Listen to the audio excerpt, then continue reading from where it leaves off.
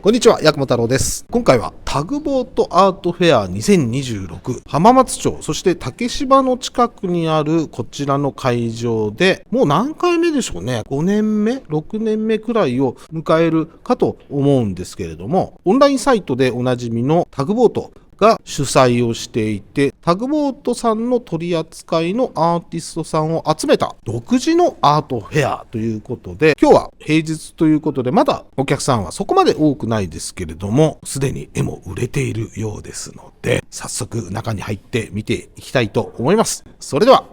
行ってみましょう。ということで、今回もタグボートアートフェアにやってまいりました。相変わらずアートフェア系の動画なんでアフレコになっております。まずはですね、タグボートの徳光社長とお話ができたので、それをまず見ていただいて、その後いろいろとおしゃべりしたいと思います。さあ、ということで今回はタグボート代表取締役の徳光さんに特別にお話をお伺いできることができましたので、6回目ということで、ね、はい、開催の概要というか、見てる段階ではちょっとこれ終わっちゃってますけれども、次のフェアのお話など、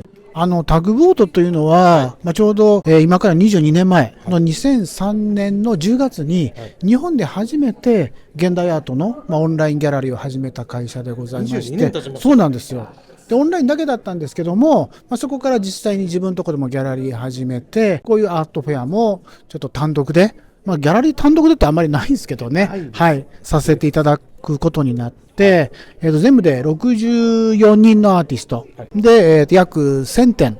の作品をですね、こういう、会場だけではなくて、オンラインでも、販売をスタートさせていただくと。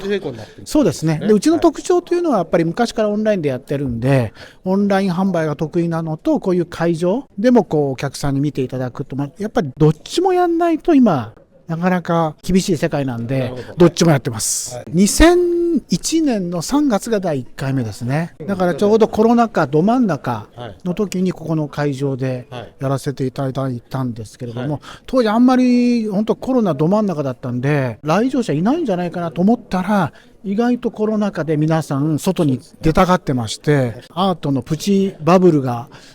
始まったぐらいの時にうまくいいスタートが切れたなというふうに思いますね。6回目。だいぶいろんなことが慣れてまいりまして。手慣れちゃダメなんですけどもね。今年はなんと、もう一回やるんですよ。今ってギャラリーに行って買うっていう人は減ってきて、もうアートフェアみたいにいっぱいいろんな作品を見れるということを、望んでるお客さん増えてますんで、アートフェア年に2回やると。次が、10月の2日3日4日、同じこちらのポートシティ竹芝の都立産業貿易センターで、名前がですね、東京コンテンポラリーバイタグボートというですね、タグボートの違うんです。タグボートアートフェアってタグボートの取扱い作家だけのアートフェアなんですけども、タグボートだけではなくてもっとキュレーションできるアーティストを外に広げたいなと思って、うちが面白いなという思ってる作家がいれば、他のギャラリーが取り扱いでもですね、こちらで展示販売させていただくという、そうちょっと趣旨を変えましてですね、始めたいなと思ってます。ぜひまたありがとうございました。ということで徳光さんに、お話いただきましたけれども、言ったらちょっと革命児的な部分ね、徳光さんありますから、この動画でいわゆるこのタグボートのことを知った方はですね、ぜひ足を運んでいただきたいと思います。どうもありがとうございました。はい、徳光社長、改めてありがとうございましたということで、いろいろとブースをこれから見ていきたいと思いますけれども、相変わらず人が映らないようになるべくやってますけれども、ちょこっとちらっと映っちゃってる可能性もあるんで、そこら辺はご了承いただければと思います。先ほども徳光さんのお話にあったように、今回6回目っていうことでですね、一昔よりブースの全体の広さを縮小したっていうのもあったんですけれども、アーティストさんもやっぱりそれなりに何年もですね、このタグボートアートフェアとかタグボートに取り扱いされてるアーティストさんなので、クオリティもどんどん上がってきているし、ギュッと詰まった充実したアートフェアというこの展示展覧会というかね、だったんじゃないかなと思いますね。まあなんせね、びっくりしたのが、4時から VIP というか、まあ先行というか金曜日の夕方4時からスタートだったんですけど、僕が入ったのが4時10分とか15分ぐらいだったけど、すでに、この入り口の右側にお買い上げカウンター的なものがあるんですけれども、購入される方が受付をするところですよね。そこですでにですね、何人かもう座っていると。5、6人はいたんじゃないかなっていう感じですね。その後もそこは、なんていうか空席になることはなく、常に誰かがそこにいらっしゃったような、そんなイメージでしたね。参加したアーティストさんに少しお話を聞いたのですが、終わった後にね、去年よりそれでも人の入りは全体的に少なかったんじゃないかという感じで、売れてるには売れてると。ただやはりこのタグボートアートフェアというのが、例えばさっき午後4時にも人がいたという感じだったんですけれども、それぐらいはこのタグボートアートフェアでは当たり前っちゃ当たり前だという感じらしいんですよね。それもすごいなと思ってですね。それは2022年とかに比べたらね、あれですけど、その頃はもうごった返してて、今ぐらいの騒ぎじゃなかったっていうことになりますけどね。特にこのタグボートアートフェア特徴的なのは、先ほど徳光さんもおっしゃってましたが、オンライン販売が同時進行しているんですよね。そうすると、例えば、この現場で作品を見て、その場で購入しなくても、オンラインで購入する人も実はそこそこ多いということなんですよね。しかもですね、このオンライン販売っていうのがこのアートフェア期間中だけではなくて、それが終わった後も買えるようなシステムになっているので、フェアが終わった後も作品販売が全く止まってしまうわけではないという。なので、意外と、迷ってというか実物も見たし、どうしようかなというところで、後で購入されるパターンも結構あるという話なんですよね。正直アーティストとしては、この現場ですぐ買ってほしいなっていうのはありますけどね。ただそういうのもあって少し特徴的になっているというか、その現場だけではこちらも全体像をすぐに把握するっていう感じではないっていうことですね。あとね、少し、どうなんでしょう、この連休、今回、大型連休、人によってですけどね、結構な大型連休みたいな雰囲気あるので、その直前だったっていうのが、どうなんですかね、影響してるか影響してないかわからないですけど、なんとなく、それも、少し影響があったのかな、なんていう気もしますよね。結構アートフェアって、時期というかタイミングっていうのがね、本当に難しいっていうかね。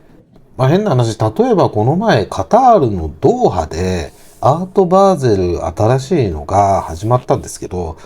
1月だったか2月だったかな、今年の。それもタイミングがほんの少しずれていたら、イランの状況に巻き込まれたわけじゃないですか。その後ね。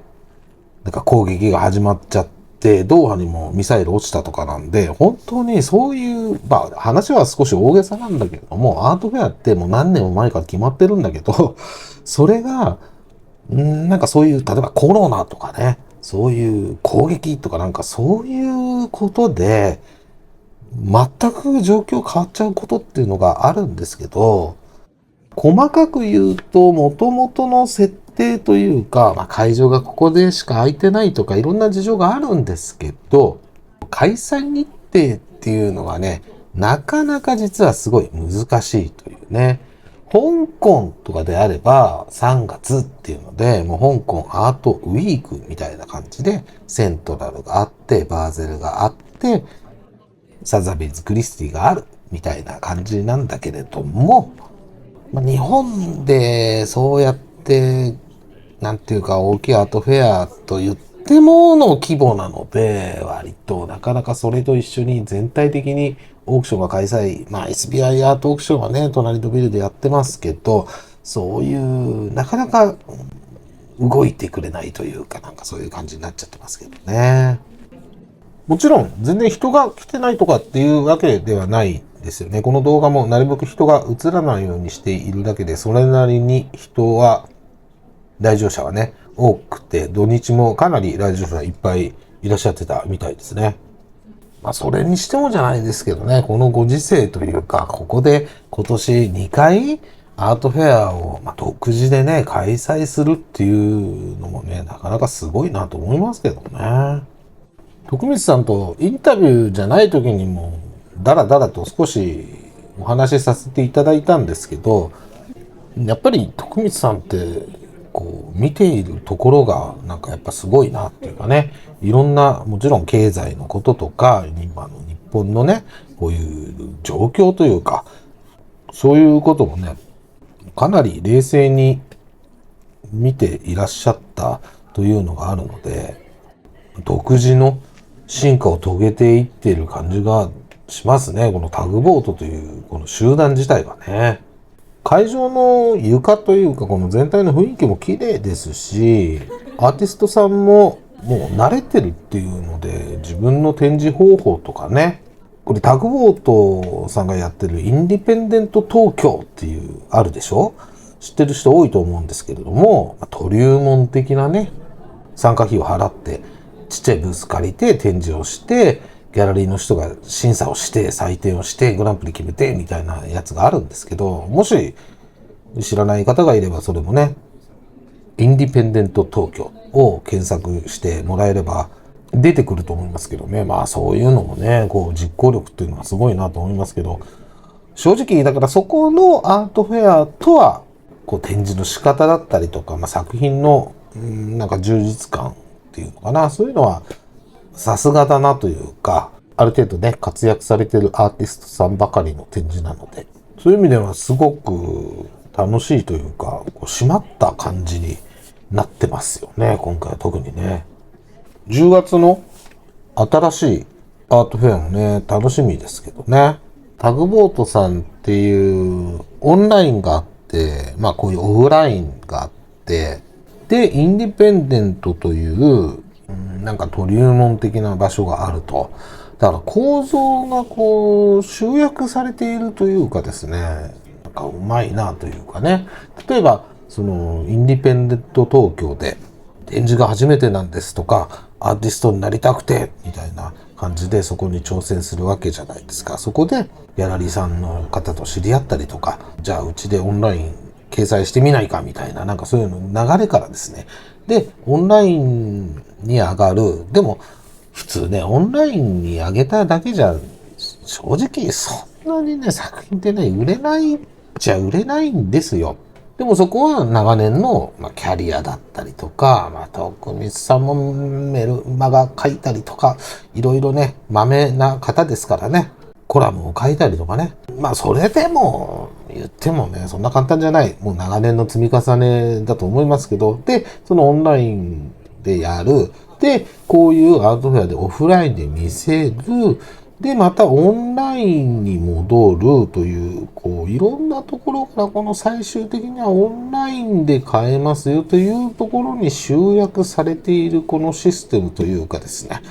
これがなんとも秀逸だなっていう感じがするんですよね。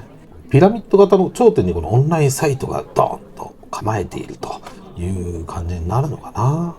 ということで、今回はアーティストさんにもご協力というかね、ありがとうございますとお礼を言いたいと思います。カットして私のは映さないでっていう人は、コメントなりメッセージなりいただければですね、編集しますので、嫌な方は言っていただければと思いますけれどもね。徳光さんもありがとうございました。あんな喋り上手な人いないんですよ。あんなスラスラ喋れる人いないんですよ。全然噛まないしね。それぐらいね、頭の中が整理されていて、明確なビジョンがあるということなんでしょうけどね。とにかくアーティストさんもお疲れ様でございました。搬入とかね、搬出とかね、いろいろ大変だったと思いますけれども。ということで、10月のフェアもね、ぜひお邪魔したいと思っております。よろしくお願いいたします。今回はこの辺でいいね、チャンネル登録、コメント、ぜひよろしくお願いいたします。それではまた次回、さようなら。